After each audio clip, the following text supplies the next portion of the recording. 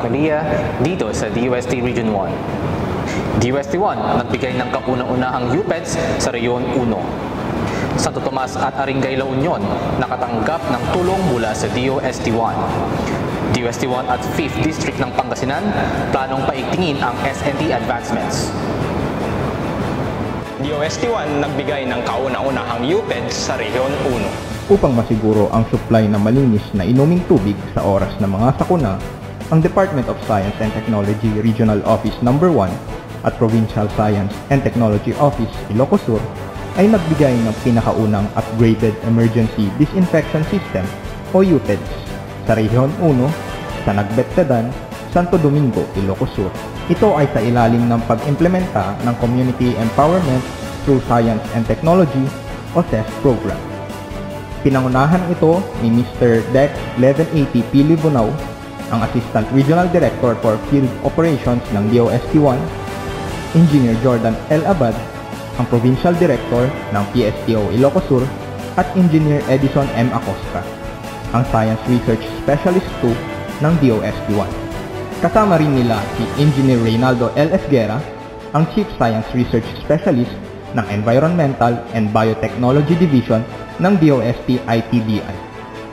Binigyang diin ni Engineer Abad ang patuloy na pag-implementa ng CES program sa nasabing barangay na kung saan tumutugon ito sa livelihood and economic development, health and nutrition, environmental protection and conservation, at disaster risk reduction and management. Habang sinasalaysay naman ni ARD Libunao na sa pamamagitan ng kanilang community needs assessment sa barangay, nakita nilang isa sa mga problema nito ay ang kakulangan sa maiinom na tubig. Upang matugunan ang kakulangang ito, nagkaloob ang DOST 1 ng UPEDS sa komunidad na magagamit nila sa pagproseso ng inuming tubig. Ibinahagi naman ni Engineer Esguera ng DOST ITDI ang naging motibasyon nila sa pagkonsepto at paggawa ng nasabing teknolohiya na binase nila ito sa mga nangyaring sakuna sa Rehiyon 2 at Mindanao na nagdulot ng kawalan ng source sa inuming tubig. Nagbigay din ng ideya si Engineer Acosta sa nasabing komunidad na pwede nila itong gawing additional source of income sa barangay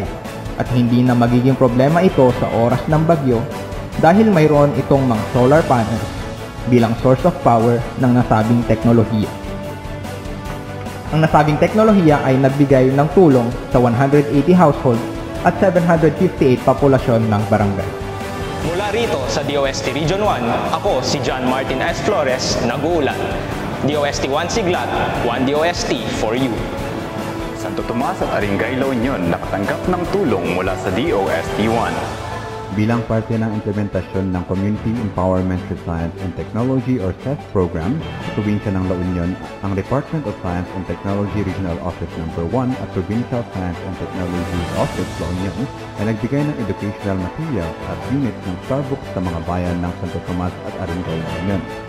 Ang Narvacan Elementary School ng Santo Tomas La Union ay tumanggap ng isang set ng printer, smart TV at computer na naglalaman ng Starbucks and DOST courseware.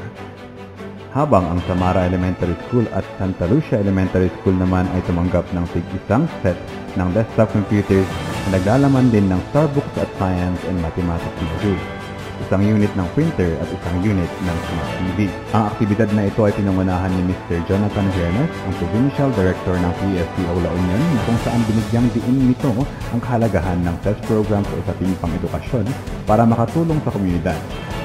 Isa mga proyektong nakapaloob sa CES ay ang Project ACAD or Accelerating Community Academics for Development kung saan nakahanay ang Human Resource Development Area ng nasabing programa. Lubos na nagpapasalamat ang mga kaagham nating nakatanggap ng educational material sa DOST 1 pagpili sa kanilang komunidad upang maging beneficiaryo ng CES program na naglalayong mapabuti ang pamumuhay ng kanilang mga nasasakupan. Kasama rin sa DOST 1 team sina Ms. Mary Ann Belen Otiana na siyang tumalakay sa mga features ng Starbucks, Mr. Anthony Ian Reyes na siyang nagturo tungkol sa operations at ibang functions ng Starbucks, at Mr. Joseph Esma na siya namang nagbigay idea sa mga guro kung paano ibilang ang 21st Learning Tool sa kanilang estratehiya ng pagtuturo. Mula dito sa DOST Region 1, ako si Nico Fob nag-uulat, DOS 1 Siglat, 1 DOST for you. DOST 1 at 5th District ng Pangasinan, planong paigtingin ng SNT advancements.